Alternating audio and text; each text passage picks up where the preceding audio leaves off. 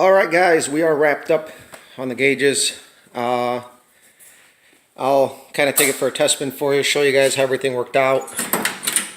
I did set this gauge cluster offset because dead center my foot would hit, and for racing purposes I am not comfortable with that at all.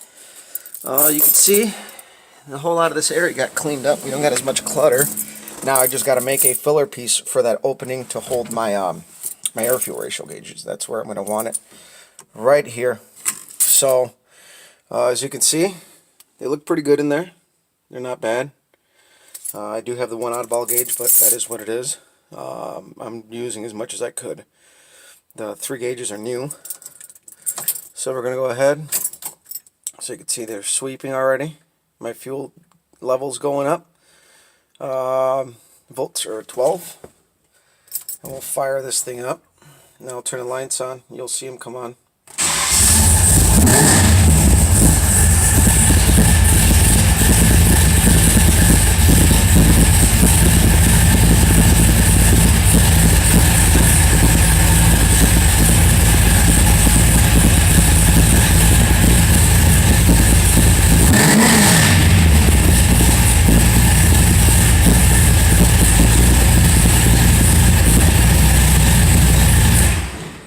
So yeah, that worked out pretty good. I hooked up the lights for the gauges onto my headlights. Those are already fused, and these little lights have such little draw that, you know what, I'm alright on that one. It's already fused and everything, so just made sense to do that the easiest way. I didn't use a Scotch lock. I ended up just cutting the wire that went into the headlight. I used a big enough butt connector and hooked all 3 wires up. So guys, there it is.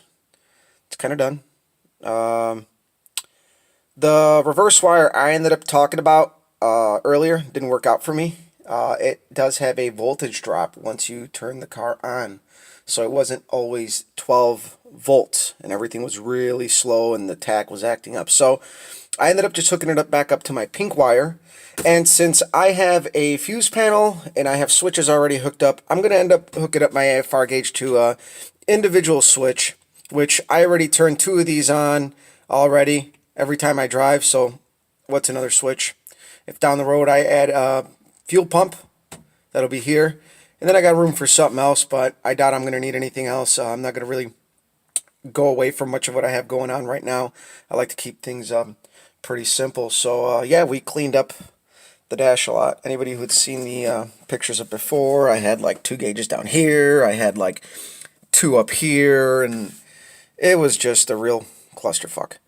So now I got that, and that's real nice, and I like it. You know, it's not dead center, but I have my pedal pretty far up, and I do wear a size 12.5, so you can hear me kicking it right now, but it's out of my way. And for racing purposes, I offset it just to the right, just enough to be out of my way.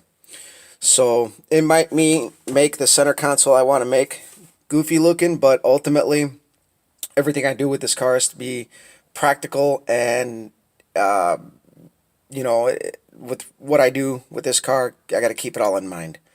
So guys, thank you for watching. Again, as always, follow us on Facebook, Copper's Garage. Follow us on YouTube, Copper's Cutlass. Thank you for watching.